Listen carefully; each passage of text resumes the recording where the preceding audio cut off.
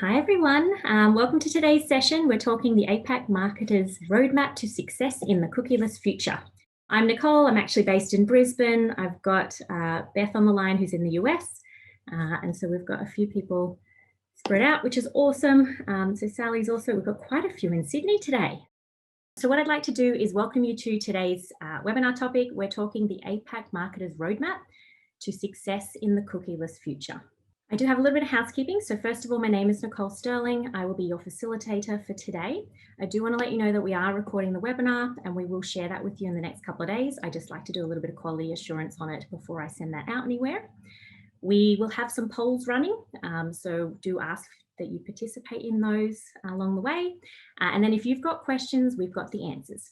So if you've got questions throughout the session, just pop them into the chat box. If our speakers have time, they'll address them at that point in time. Otherwise, we'll collate them and respond at the very end of the session for today. So make sure you do ask questions. We've got some awesome speakers on the line to get some answers back for you. Before we go on though, I'd like to introduce you to Acquia and a little bit about who we are and what we do. And I promise this will be very quick. Acquia is the open digital experience platform that enables organizations to build, host, analyze, and communicate with their customers at scale through websites and digital experiences. And as the trusted open source leader, we use artificial intelligence to produce better business outcomes for CX leaders. And some of our customers include Tennis Australia, TransLink, Centara, Lululemon, MediaCorp, Football Federation Australia, and Johnson & Johnson. So hopefully you recognized a couple of those names. Now, we do have a 60-minute agenda today. I will endeavour to have you out of here on time. I'm sure you saw a lot of these points on the registration page, so I'm not going to go into them in any particular detail, but we are going to cover off how we got here, talking about building your data strategy, and then we're also talking about the rise of first-party data. A little introduction to our speakers today. We have on the line Beth Adams. She is the Managing Director for Marketing Technology at VML Y&R, who's one of the Acquia partners. Beth helps clients from SMB to Fortune 500 transform their customer experience through data and technology. And she prides herself on pragmatic consultation, offering clients a multi-dimensional roadmap to their CX vision with both near and long-term value. Now, we also have participating today, Julian Archer. Unfortunately, and I'll repeat this later, but unfortunately, due to time zone differences, it's a little bit tricky for Julian to be awake at this hour. So he's put together a nice little recorded segment. There is some really valuable advice in it, so I do suggest you stick around for that particular topic.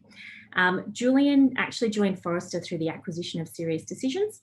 He is VP Principal Analyst at Forrester, and he was actually at Serious Decisions for over 5 years.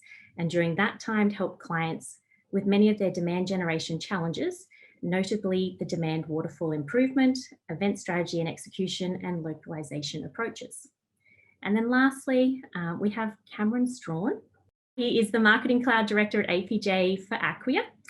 He has over 20 years experience helping navigate the complex landscape of vendors and niche technologies for companies such as Tony PlayStation, Citibank, Telstra, Jetstar, and the list goes on. So on that note, what we might actually do is get started with a little bit of a poll. So I'm going to stop sharing now and just pop up the poll. And Beth, if you wanted to jump on with your camera and get your slides almost ready. So I'm launching a little poll so we can, kick off with a bit of fun. So the question is, what do you enjoy most about Netflix? Now, if you don't have Netflix, that's fine. Substitute, Stan, Amazon, one of your other platforms or programs, or if you have used Netflix in the past, then reference that one. We have 3 options, and I see there's lots of voting going on, which is awesome. First one is quality, so the great original shows and movies. The second one is variety. I can always find something interesting to watch. And the third option is ease. It's easier to use and navigate than most other streaming apps. So once you've got that answered, I see we've got roughly 68% have voted so far. If you haven't had a chance to vote yet, please pop in a little vote. I'm going to give you 5 more seconds. And closing. I just wanted to give a quick introduction. So as Nicole said, I'm Beth Adams. I'm with VML Y&R. I help manage our marketing technology group. And if you're not familiar with VML Y&R, we are part of the WPP network, and we are a global brand and customer experience agency. So we really focus on helping clients harness creativity, technology, and culture to create deeper connections with their consumers and additional value. So we are obviously a global organization, 11,000 people, 100 plus offices, 43 countries. And like Nicole said, I am in the US. I'm actually right in the middle of the US in Kansas City. So hello, and lovely to be here with you all. As Nicole said, we're going to dive into a little bit of background and context, and now I'm going to go back to that Netflix question. So as we asked, what do you enjoy most about Netflix? Is it that, the great quality content, the interesting ongoing variety, the great ease of use? And Nicole, if you wouldn't mind, I don't know if it's possible to pop back up the results or at least share what we found. Perfect. So 46% really appreciate the variety, always be able to find something interesting to watch. 37% coming in with the ease of use, and 17% really enjoying those great original shows.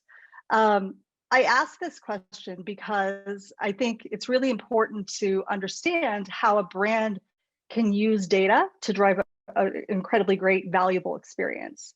So using data in a really positive way. Netflix actually bases 95 of its customer-facing decisions off of A/B test. And data is really a core part of their entire business. When they're trying to decide what new shows to create, they do a lot of that decision making based off of machine learning estimates of audience size. When they are helping you find that next show that you're going to love, they're using a profile-based recommendation algorithm. The great user experience, again, continually optimized based upon data. So they're really using data to provide you with experience that you find rewarding and valuable. So, I think we've all heard this phrase quite a bit at this point. Your last best experience sets the expectation for your next experience. You're no longer necessarily compared to other companies within your competitive space. You're compared to whomever a consumer or a customer interacted with last, whether that be Netflix or Amazon, or if you have had a good experience with Delta. I've gotten conflicting feedback on that one, but Delta has done a great job in a lot of ways of incorporating customer experience into product design. So, those are the experiences you're being compared to, and not necessarily your direct competitors. So, consumers have come to expect these data-driven, personalized experiences, but at the same time, they're also now very fearful of what data is being collected about them and how it's being used. So I want to talk to you a little bit about how we got here. I don't think any of this is going to be terribly surprising, but it's interesting to look at it over time and how we ended up where we are. If we look far back as 1980, when we really started to see the first CRM, and really that first use and formal collection of customer data for marketing purposes. And then in 1994, we see the first ever banner ad on hotwire.com. We see Netscape create the browser cookie. And then in 1995, we see that further monetization, and we see DoubleClick starting to launch as one of the first ad serving technologies to help track performance and ROI of ads. In 2000, Google launches AdWords, really revolutionizing the industry with sponsored search and pay-per-click. Then in 2007, we see Apple release the iPhone. And as we all know, that really changed everything in how we connect with one another, how brands advertise to consumers, really, changed the trajectory. And then in the following year, we see Google acquire DoubleClick. And at that point in time, they promised to keep ads browsing data separate from data from services like Gmail at that point in time. That same year, Facebook unveils Facebook ads, touting that they'll offer profile-based targeting and deep demographic and psychographic insights. So, moving ahead, let's fast forward to really kind of the last 6 years or so. We see Vizio get hit with a privacy lawsuit over connected TVs. This ended up being a $17 million US dollar lawsuit settlement in 2019. But basically, Vizio was collecting viewing data without consent and selling it off to third parties. So we start to see, some exposure of the improper collection and usage of data. And then in 2016, Verizon is hit with a 1.35 million, US dollar fine for violating consumer privacy. In this case, it was their use of what were called super cookies. These were cookies that were hidden and not easily found or deleted by consumers. And then this was a, really, I think a tipping point, beginning of a tipping point here in the US is when it was exposed. Equifax had a huge cyber attack and exposed the data, very sensitive confidential data of 143 million consumers in the US. And so consumers all of a sudden started to take note of the amount of data that was being collected about them and how it was at risk. And then the New York Times and the Observer break the story about Cambridge Analytica. Now here in the US, obviously the Trump campaign took the majority of the focus around that story, but Brexit was also a huge part of, the Cambridge Analytica scandal as well. And so again, consumers really started to sit up and take notice of how their data could potentially be very misused and leveraged against them. And so we then began to start to see some action being taken by government to step in. So in 2019, the FTC slapped Facebook with a $5 billion fine, the largest fine related to privacy violation to date against Facebook. And just a couple of months later, Google was fined $170 million for violating Children's Privacy Act on YouTube. So, consumers, understandably, and I think we could probably all relate to this as consumers ourselves, we've become a little bit skeptical and suspicious and worried about how our data is being used. Many are, wondering, who's tracking me, how, where, am I ever anonymous? Is there any accountability if my data falls into the wrong hands? Are companies taking the right steps to secure my data when they are collecting it? So, that's led us to, where we are today and these conversations that we're having now. And I don't think anybody would deny that the change is needed at this point in time, although it's still kind of widely debated what change is needed and who should be responsible. How do we strike the balance and give consumers privacy and transparency and respect while still also giving them experiences and services that are valuable? So, we've been looking at sources of change from these different areas. So we see change coming at the government levels, change coming from businesses, change being driven by technology providers, and change being demanded by consumers. This highlights some of kind of the regulation-driven changes, largely focused on what we've seen with GDPR and the California Consumer Privacy Act, CCPA. However, we have since then seen, a continual role of different regulatory changes. So in the US, we are seeing new regulations roll out state by state. I know in APAC, more specifically, India and Indonesia are currently working to kind of consolidate and revise privacy frameworks. Thailand recently passed a data privacy legislation. We're seeing, broad review and amendment to, existing privacy acts or the introduction of new ones. But really across all of these, there's kind of two big themes to take away. They largely center around providing notice and providing choice. And depending on which regulation we're talking about, choice can look a little bit different. GDPR, for example, is a framework where consumers have to opt in to allowing tracking. Whereas with CCPA currently, it's an opt-out framework. So consumers have to explicitly opt out of having their data collected.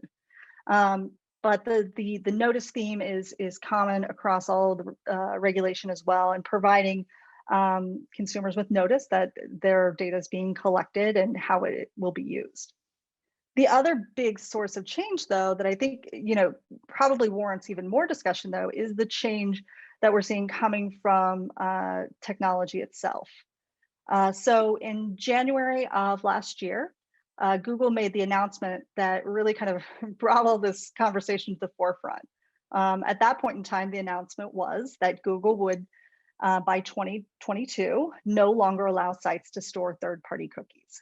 They've since recently amended that, and so they're going to extend that deadline to 2023.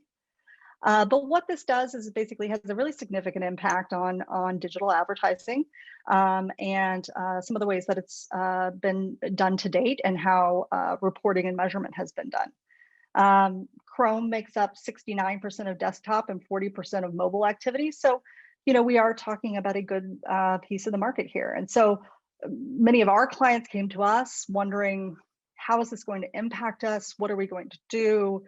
What's this going to mean? And the reality is, though, really this change has been going on for a while prior to this announcement from Google. We've been seeing change come from a lot of different directions, not only from the regulatory standpoint, but from browsers, Firefox and Safari notably. And Apple's really been, doing a lot that hasn't necessarily always made the news. Apple introduced their Intelligent Tracking Prevention, or ITP, in 2017, and started, progressively blocking third-party cookies at that time. And now in 2020, they have even further restrictions on first-party cookies and on iOS devices, so iPhones and iPads notably. ITP also can block cookies on Chrome, Edge, and Firefox on those iOS devices. So Apple's really been, changing the game for a while prior to Google's announcement. And now they've killed what was called the IDFA, which was a digital device identifier used for ad tracking and targeting. So they've now changed that framework. So if you've recently updated your iPhone device, you may be noticing that you have more apps asking you to allow tracking. That's part of this change. And this has had a significant impact on deterministic measurement on mobile. We can now largely do mostly just cohort-based measurement and attribution of mobile advertising. And more changes are coming. So at their Worldwide Developer Conference last month, Apple announced that they're going to continue to enhance ITP and the SKAd network with the release of iOS 15. And they're making additional changes in the Mail app. So they're going to be introducing something called Mail Privacy Protection that will block tracking pixels embedded in emails. And so what you're going to see is a big change in your email open rate reporting, A/B test, anything that relies on a pixel when it's viewed within the Mail app could be impacted by this change.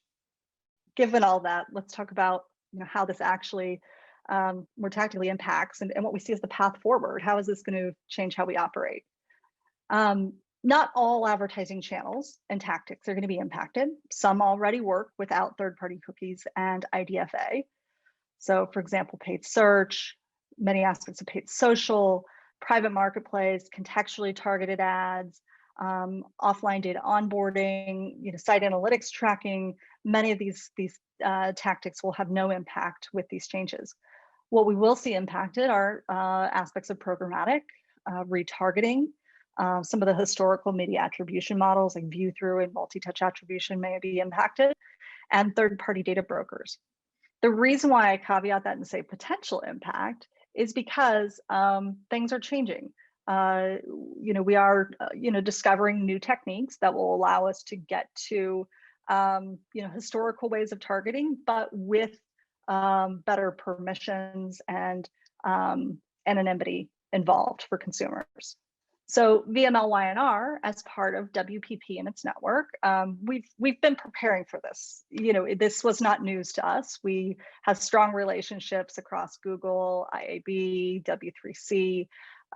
So well in advance of this, we were already collaborating and working with those partners across the industry to identify, like I said, what are the new techniques that will allow brands to still deliver a positive ROI from their media spend, but also, provide consumers with more transparency and control over their data.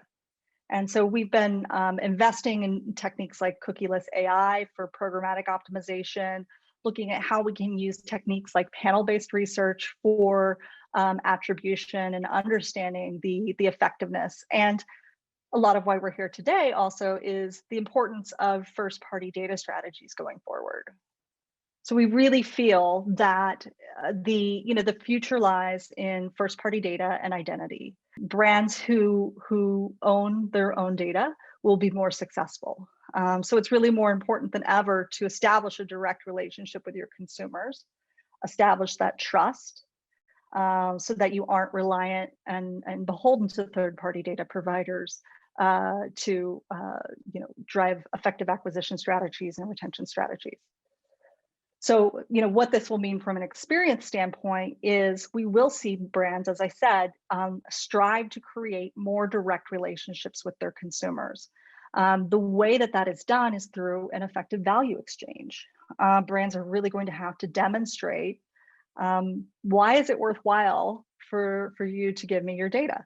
So, for example, in the case of Netflix, if we go back to that, consumers are finding value in that experience.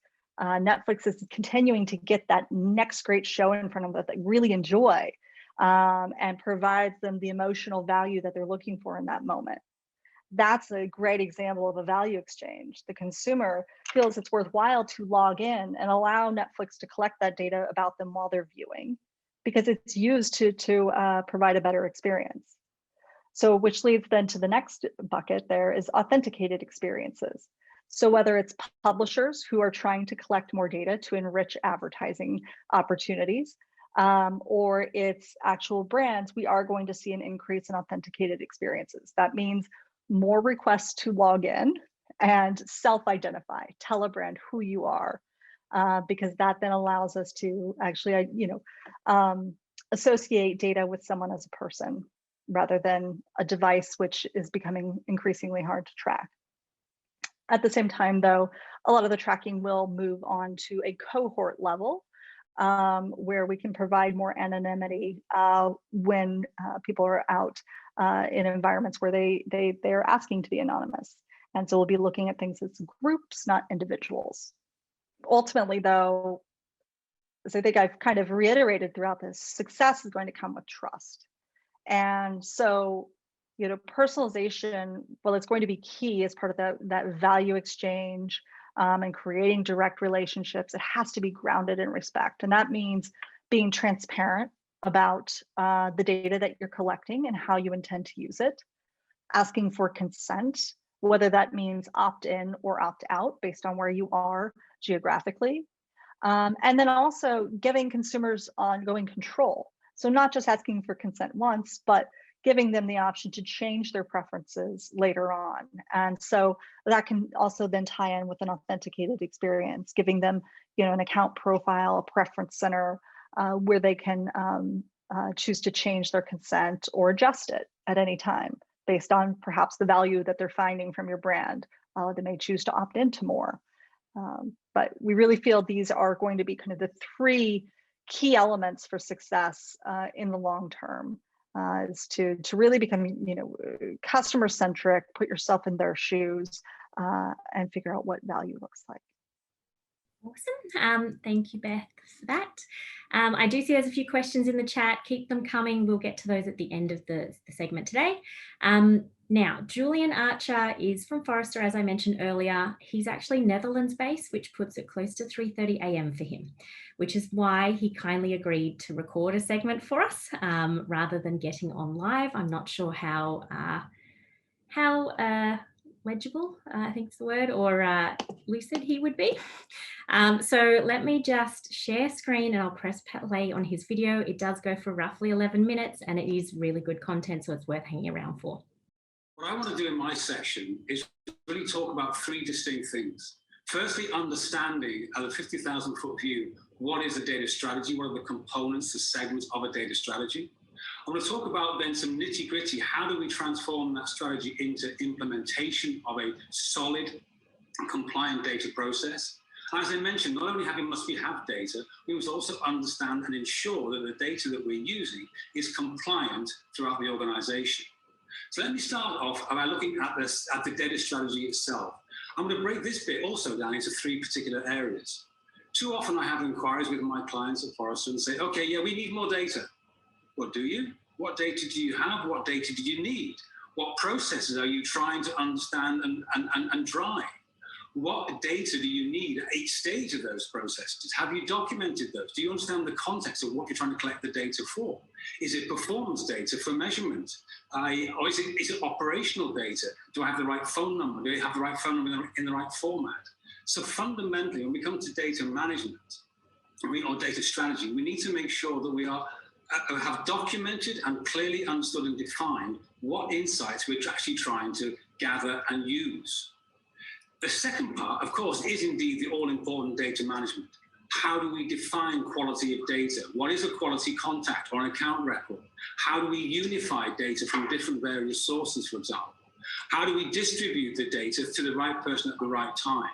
So data management, all those good routines, they're really, really important. The third part we mustn't forget, although many people do, is to ensure that the teams who are using the data, who are responsible for the data, but also using it to drive their business forward, are enabled correctly. Do they have the competence? Do they have the competence understanding what data is, the governance policies, the privacy policies? Do they understand the technical implications of what they're doing? Do they understand the systems they're using? Are you adopting inside your organization a culture of being data-driven, where first-party data and the management of that data is really important? Is privacy really important to you as an organization as the top? So this model helps us define what the components are of a data strategy. And sadly, the thing with data is it always changes. So as soon as you get one thing organized, something else changes. So it's a continuous process to ensure that you are continually updating what insights you need, ensuring routines are keeping the data top quality, and ensuring your teams are continually enabled. So that's the data strategy itself, the 50,000 foot view.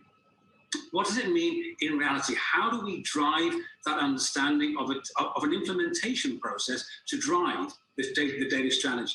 So look, you'll see there at the top segment, dark green and light blue. I'm going to carry those colors forward into the next part to understand the various steps that people need to do. Now, if you're in marketing and sales and you're looking at your own data, obviously all the data strategy for marketing sales has to align fully with your company data strategy, your IT department, for example. That goes without saying. But now if I look at that bit of insight requirements, how do we translate that into practical reality? The first thing is we need to establish governance. Whether you're in marketing or sales or customer success, customer experience, there has to be a governance policy, a governance charter to define what is required and what's allowed and what's not allowed. You have to bring discipline to your process. Yes, I know it sounds a bit boring, but discipline and governance are really important when it comes to data. So think about with charter, think about a data governance council, think about what you're responsible for and what you're not responsible for. Who's responsible, who is not responsible. So establish that governance. That's the first stage of any implementation process. Now, as I mentioned before, identifying the processes. Is it your campaign process? Is it the lead to revenue process? Is it the personalization process? All these processes are clearly recognized and understood. But are they documented well? Is it clear across borders? Is it clear what data you need at each stage? And then finally, capturing the data, the voice of the internal customer. I don't mean the external customer. I mean the people who need the data that you're providing to drive their business forward, to drive their processes forward. Do you know what they want? You can't assume that. So you need to make sure you've captured their needs and understood what is critical to quality for them. So that is, if you like, that first green segment, really putting it into practical reality. The next bit, of course, is around sheer data management. I can't tell you how many times I'm flabbergasted when our clients say, well, we want more data. I said, great. Do you know what data you have now? No. Do you know the current state of that data? Do you know how data gets into your systems through all various ports of entry? Do you have a recognized way of defining what quality looks like? Of course, we all want quality data, but can you tell me in a scientific way how you define what quality looks like? Do you understand the record, whether it's contact or account completeness, what is important, what's not important? So this auditing the current state is really important. Finally, I think it's also important to how you acquire data, not only in a compliant way, but how you acquire data through your various tactics, etc. And then, of course, it's important to understand how you unify data from different sources. Of course, you have your own marketing and sales system, but what about your own customer systems, your company systems? How you bring all that data together, how you go to third-party vendors, for example, how you bring it all together into a golden record. And as I mentioned before, data sadly changes. How do you curate it? What's your retention and deletion policies? Make sure that they're clear and understood.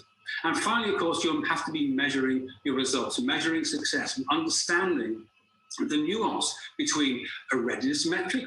My database is X thousand, X million, X 100 million contacts, or an activity. I've sent out this many emails, I've sent out this many messages, or to help you with the output. The output of this activity has been X or Y.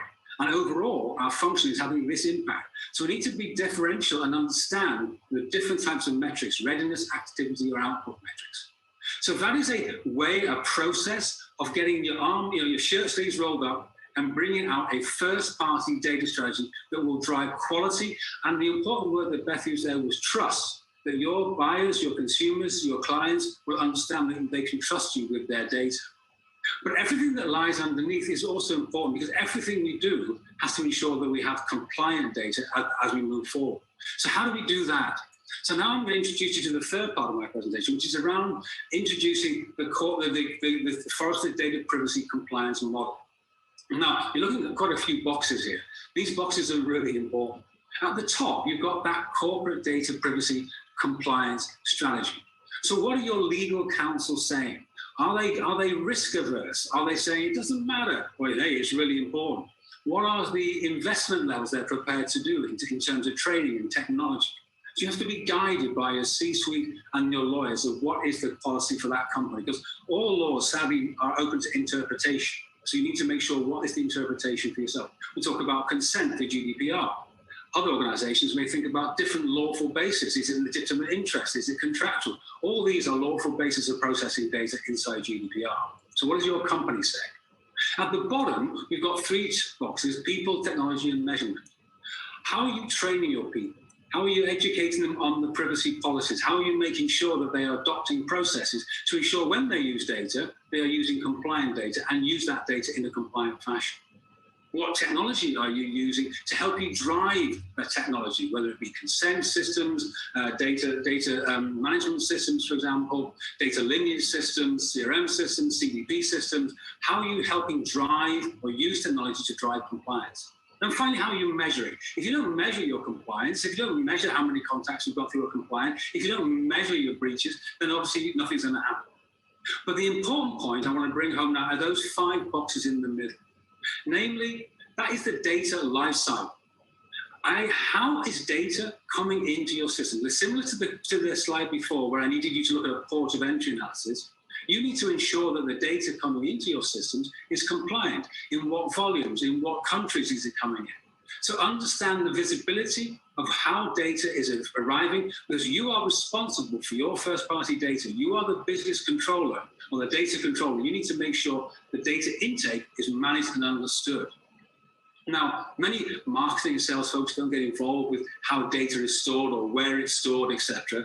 But you may need to do that, especially if it's on your own personal drives and what have you. The data storage of that data is really, really important, because part of the trust we need to do is understand, yes, the transparency, yes, I have choice, but also, do I believe that you're going to treat my data with respect and in a secure way as well? So data storage is really, really important. And as we know, data transfers between countries are also very, very important and very, very, very key. The data usage, that's saying, okay, I have this data, I'm storing it compliantly. Now I must make sure that my teams are A, using the data in a compliant way, and they're maintaining its compliance as they use it and move forward, as they enrich that data, for example, making sure that the activities that they're using the data for are in alignment with the purposes the data was collected in the first place. And then there's the maintenance. Not only the maintenance of the data itself, because as we all know, people change jobs, they move away, they change preferences, etc. So that's obviously ongoing maintenance, but maintenance of the compliance as well. After 12 months, after 24 months, you may not have had any contact. And so therefore, many lawyers would say, well, you no longer have a right to have that data, for example. So how are you maintaining that data? What is your deletion and retention policies? Now, the final box is here looking at the data disposal. Many marketers, they hate to delete data, but actually sometimes it's better for your conversion rates, it's better for security, it's better for compliance. And sometimes not only do you have to delete data, it also saves you money in not storing data that's completely rubbish. So think about your data disposal policy as well. So I started talking today about the overarching 3 segments of understanding what data you need and what elements you need to drive the processes, the sheer data management, quality, etc., making sure your teams are enabled. I then went in to say, okay, how do I do that in practice? What does it mean for me in terms of first-party data strategy? Looking at that governance, understanding the processes, understanding what your internal customers want. Then there's the data management, data coming in, making sure it's clean, making sure it's well managed in terms of quality, and also the retention. And then underlying all of that is the need, the requirement to make sure the data you're using is compliant. And here we're looking at that life cycle to make sure that you are looking from beginning to end of data compliance so you won't have any fines coming your way. So that's how to build a first-party data strategy. Awesome. So hopefully you found that segment from Julian useful. We're now going to hand it over to Cam to kick off talking through a little bit more about data. So we've heard from Beth, who's given us an industry insights and some external insights. And we've heard from Julian, who's given some practical examples of, as a business, whether you're a marketer, whether you're a publisher, how you get started and what you'll need to focus on as well from a strategic perspective. So now I'm going to talk a little bit about the value of first-party data and also the role of the CDP and give you some insights into the Acquia technology, our CDP as well. So of course, the opportunity for you as a business, whether you're a marketer or a publisher, it's to inform your customers, to grow business revenue and also to grow customer lifetime value, the kind of loyalty aspect to your customers. And from the challenges as a business you face is that less top of funnel data. So as Beth highlighted, all the restrictions that are happening in the external ecosystem, that kind of puts a little bit of a limiting on the acquisition type marketing we'll be able to do in the future. Most businesses, we always hear about this, disparate and disconnected, multiple systems, whether they be front office, back office systems. We talk about teams don't have direct access. So how can the marketing team have access to the data in a privacy compliant way? How can our IT team, and also there's other parts of the business like product as well, people who are building products or offers, all have value in getting access to the data. And finally, the point about data lacks insight, that's where we collect a lot of data, but how do we turn it into something that we can actually action? So how do we turn that into a segmentation strategy or audience strategy as well? So some specific examples of what first-party data can bring: reduce wasteful ad spending. So, most people are paying a lot of paid media out to multiple agencies, perhaps social media agencies, etc. The value of first-party data in suppressions and retargeting can reduce that ad spend. Margin on products. Often we can use personalization tactics to test different price points as well to understand the elasticity of what people will pay. Increase customer engagement and loyalty by showing people just what's relevant and what they're interested in as well, and understanding the buying cadence of our customers as well. So in terms of business planning and strategy, that's more an internal enabler for first-party data, understanding how much of our website is being accessed, how many products are being sold. That sort of inventory management is hugely popular, is hugely important for first-party data strategy. And finally, we talk about customer experience, so giving people the relevant experiences. And that may not be just for purchasing behavior, but that could also be for information as well, serving up information at the right time for the right type of audience who are seeking that. And on the right-hand side, we've got an example of businesses who union and unify their data, the incremental benefit through revenue that they'll receive from that unification. So you've all seen a slide like this, the challenge of the customer journey. We go from, on the left-hand side, the kind of awareness, interest, consideration, purchase, and retention. And we talk about the multiple devices that people consume information on, the multiple touch points, how that is disparate, and the data that all of these touch points generate, and also the communication channels, having a unified customer experience across channels as well. And from our perspective at Acquia, we talk about digital customer experience, and we're talking about connecting content and data.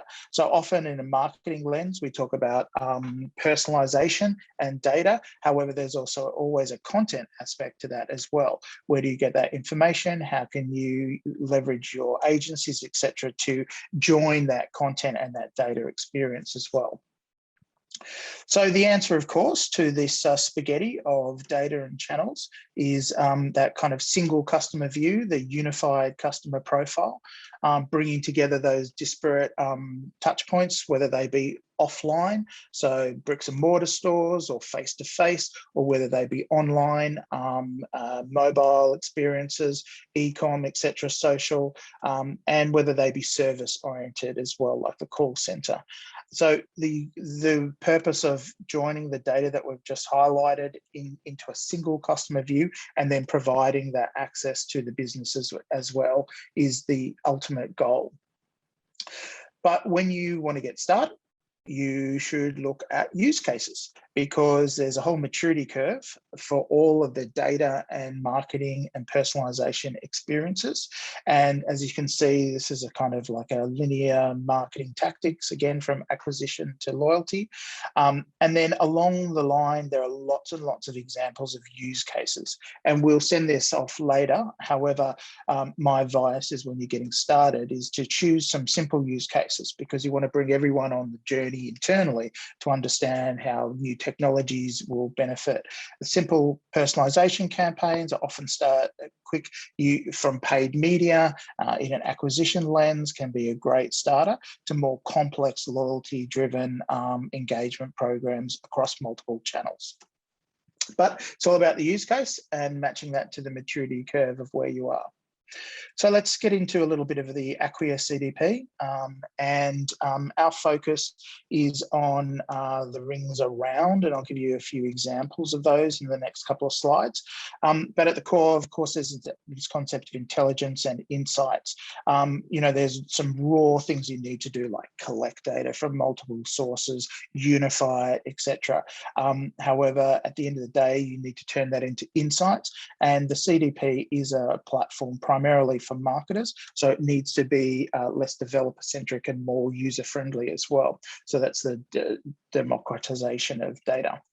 So let's go to a few little aspects of our CDP, which was formerly Agile One and purchased by Acquia. So the idea of this total 360 view of customer, and as you can see, a little bit of a screenshot of the actual individual, Katie Cartwright, and all her touch points and how I've linked those together.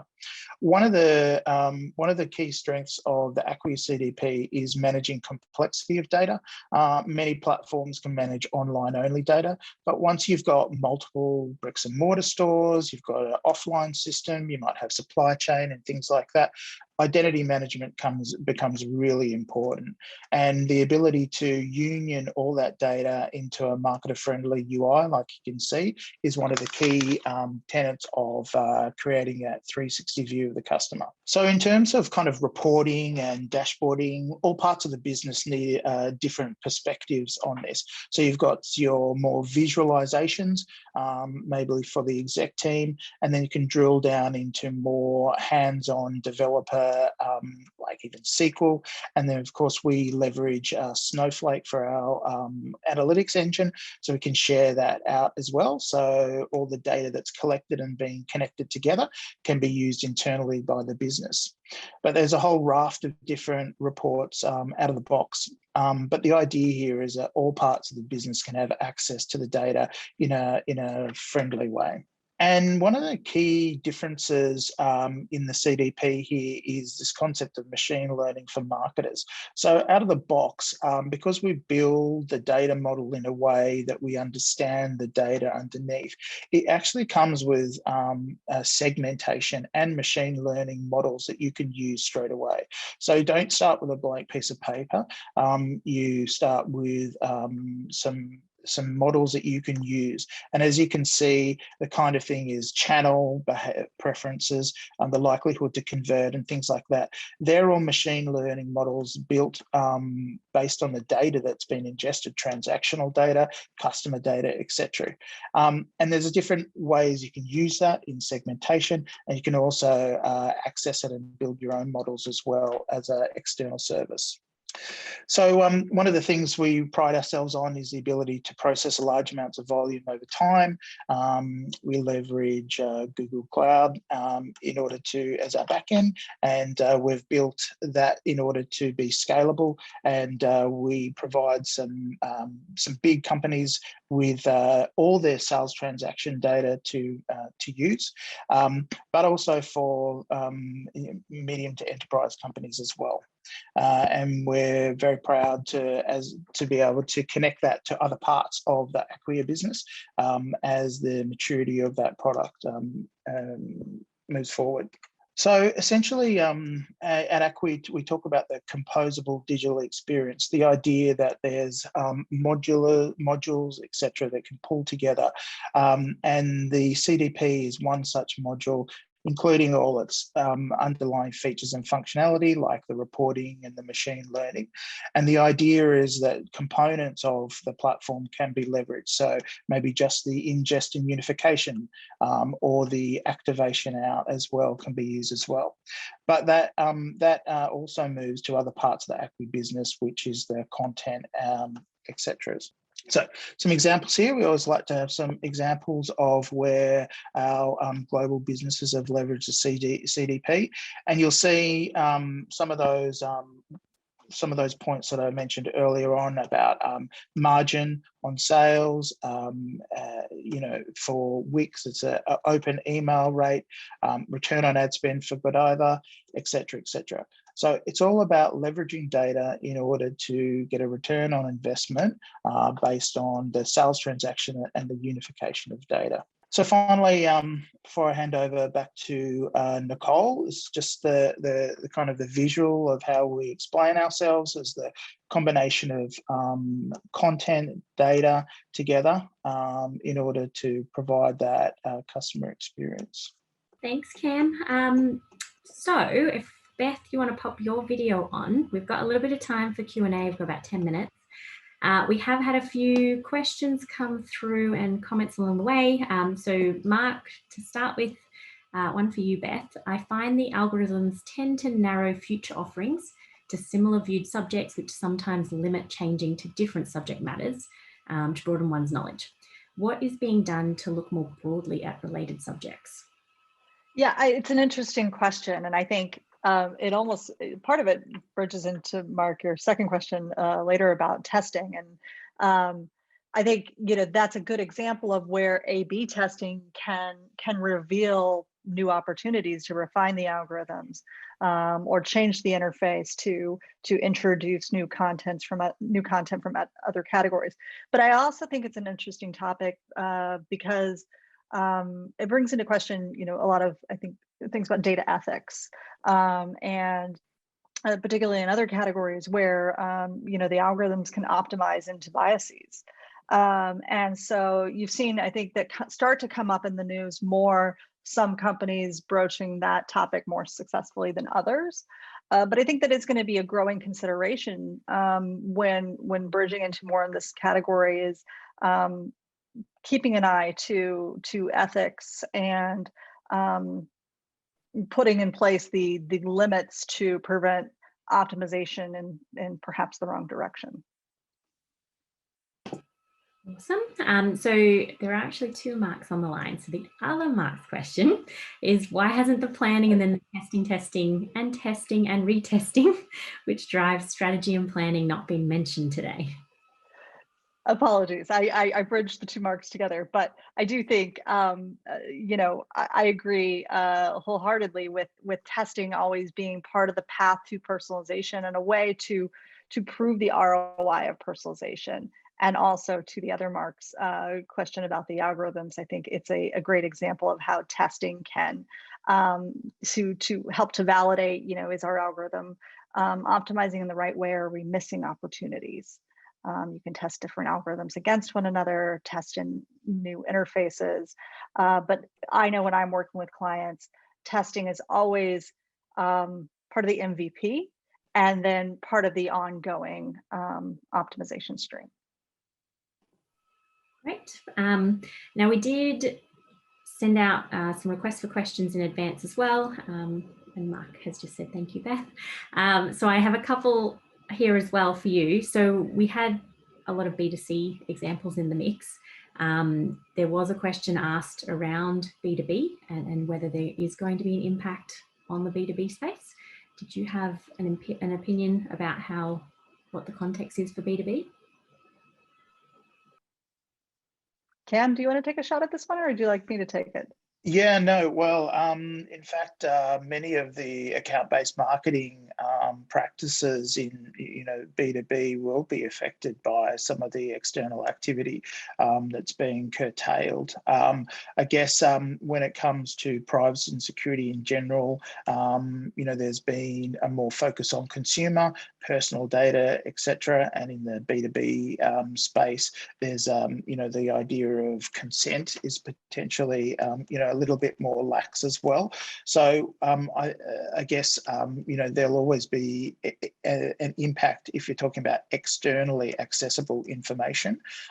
However, that just means there needs to be a compelling reason why the business would want to contact you and why you have value in in speaking to that business as well, which is always going to be the same regardless of whether you can have access to data or not.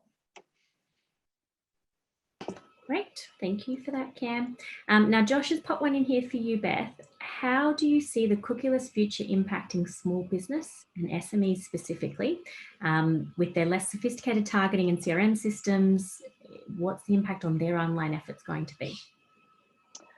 I would say, I think it will have probably less impact on smaller businesses if those smaller businesses have budgets that are less reliant on programmatic techniques. Smaller businesses often tend sometimes to lean towards techniques like paid search and paid social, and we do see those as being far less impacted.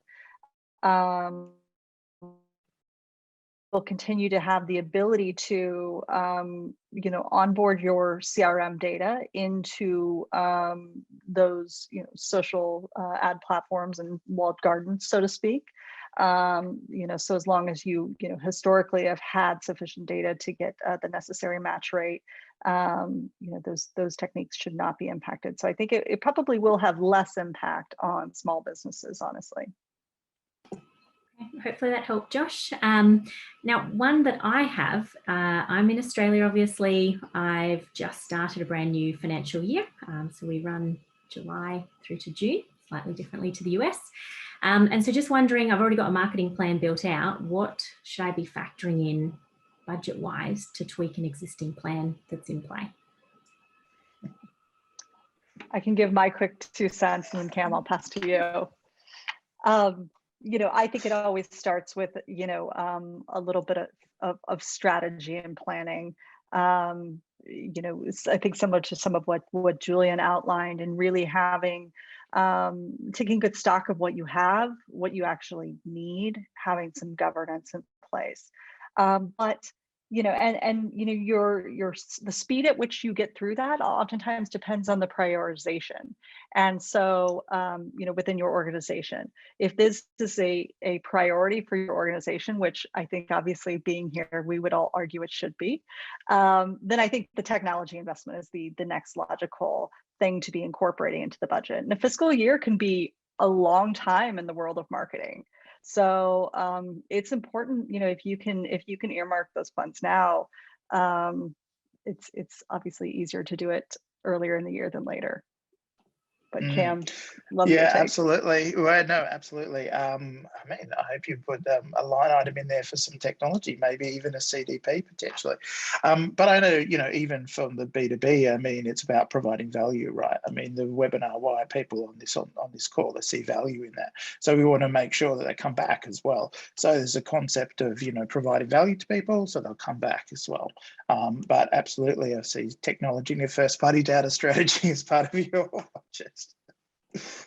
Thank you. Now I'm conscious we've got a couple of minutes left, but we do have 2 more questions in here. So for our audience out there, if you do need to drop off, we completely understand, but we would obviously love it if you can hang around. We'll go about 5 minutes over just so we can get in these last couple of questions. If you miss them, we are recording it. So Cam, I've got one here for you. Do you have an opinion on where to prioritize efforts in developing a data strategy? Seems foundations are often missing, which is why we have CDP platforms addressing a big gap. So if you've got to design a tech stack from scratch, are there any key learnings or approaches that you would take? Where do we start? Wow, great question, Josh. Thank you. Yeah, absolutely. In terms of the data strategy, as Julian mentioned, one of the key things is what have you got already? What systems do you have? What data are you capturing?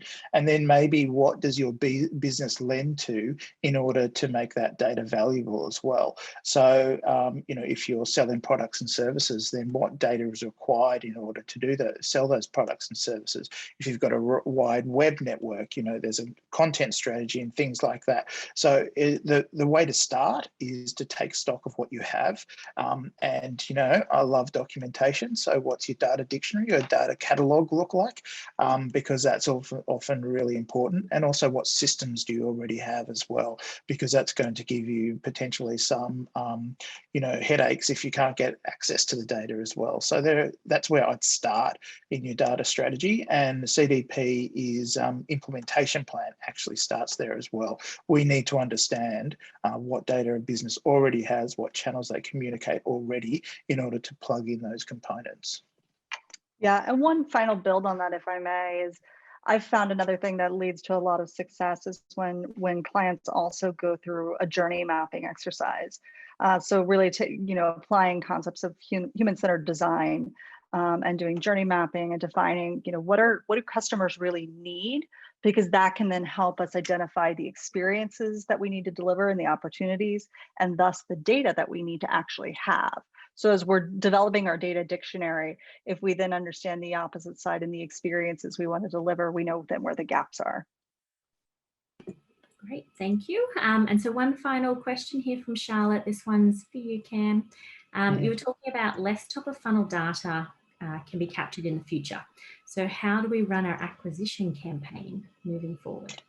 Yeah, that's an awesome question. I think Beth and I will both have a perspective of this, but in terms of less top of funnel, the ad tech world is already shifting to more addressable media. Different techniques. It's not going to be a binary. It's not going to be on one day and off the next. There's going to be a time to get used to the new world, but definitely addressable media-based solutions like LiveRamp and the Unified ID and the Trade Desk, etc. They're the kind of tactics where acquisition marketing is going. That idea that you've got third-party data on every person is going away, and many have switched off already. But there's always going to be opportunity for acquisition. And the other thing I'd say is that many businesses, particularly in our region of the world where we haven't always had access to third-party data, it's about strategic data partnerships. So how can you work in the second-party data realm with publishers or other businesses in order to kind of co-op and share that data in a privacy compliant manner, is where I would say acquisition is going. Awesome. Well, that's it. We're out of time. We're out of questions. So I just want to say thank you very much to everyone who popped online today to listen in. We have recorded the session. I just want to quality assurance check it before I get that sent out. So hopefully it'll be out in the next couple of days. Thank you very much, Beth, for staying up late. I've been watching the sunset in the background for you, so thank you for taking the time. And thanks, Cam, for pulling together a great session as well. Thanks, everyone. Have a great rest of your day. Thank you very much. My pleasure. Thank you, everyone.